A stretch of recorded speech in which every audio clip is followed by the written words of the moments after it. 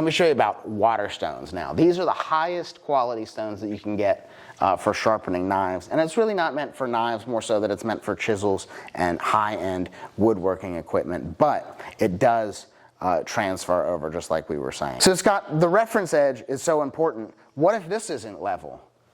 What if the reference edge is out of whack? Well, we can level it using our sandpaper and glass trick, and put sandpaper on top with our piece of glass and just work it back and forth. And if you look at a slide profile, you'll see that that thing is absolutely flat as can be. So that's one way to do it.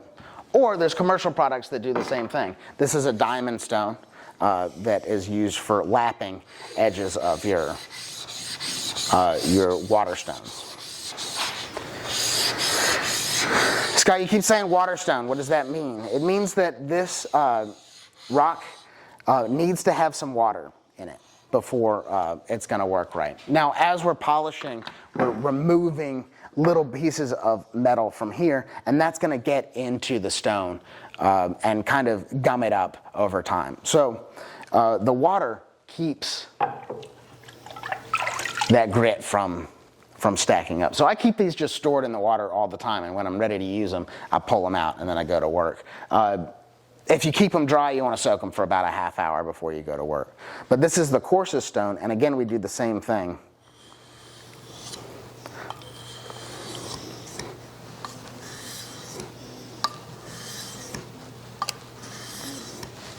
So there's 10. That's the first step. Now we're going to come back. This whole thing will take maybe a half hour. But you can start to see how that polish on the edge is jumping to life. Cool, so we just came off the final polishing stone to put pretty close to a mirror edge on this knife. And you can see that, again, for like 20, 30 bucks, you can really have an amazing cutting edge. So sharp, in fact. Oh, that's ugly, dude. That's ugly. Another way to do it is the edge of your car window. Does the same thing that we were doing up on the stones, but uses that hard edge from the glass to push that burr over to give you a sharp edge. The more I get to thinking about shit, it's like, oh wow, I could talk about that too. I could talk about that. Right.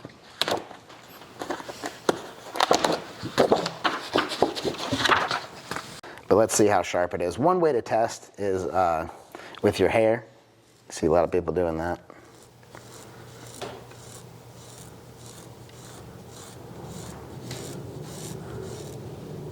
Another way people like to test is the paper test, to see if it'll sing through some paper, and if my hands weren't wet. You can see that better. We're not cutting paper in the field most of the time. We're cutting wood. So if you come over to this 2x4, I'll show you the real test. The end grain is the hardest part to cut. So if we jam our knife through, see those just fibers separating? That's how we know we've got a sharp knife.